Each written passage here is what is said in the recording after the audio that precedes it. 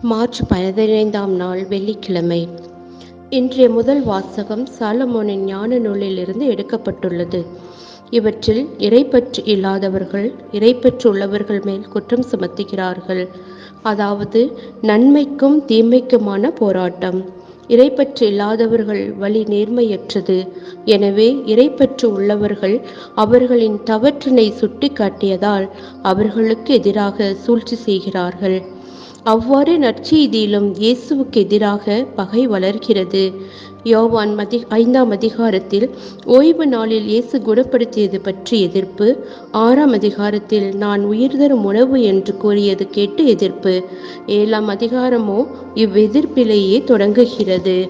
யூதர்கள் அவரை கொல்ல தேடியதால் யூதாயாவில் அவர் நடமாடவில்லை. இயேசுவின் சகோதரர்கள் கூட அவரில் நம்பிக்கை வைக்கவில்லை.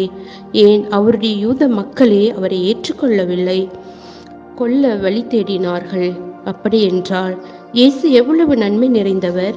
தன் தந்தையின் திருவுளத்தை நிறைவேற்ற தன்னையே ஒப்பு கொடுத்தார். இயேசு நன்மை செய்ததால் எதிர்ப்பும் ஏளனமும் அடைந்தார். அதனால்தான் சிலுவை சாவுக்கு தன்னையே கையளித்தார். நம்முடைய வாழ்வில் நாம் நன்மை செய்வதால் நாம் சந்திக்கக்கூடிய எதிர்ப்புகள் அனைத்தையும் இயேசுவைப் போல கையாள கற்றுக்கொள்வோம். இயேசுவை நம்பி ஏற்றுக்கொண்டு கடவுளின் பிள்ளைகளாகும் பேறு பெறுவோம்.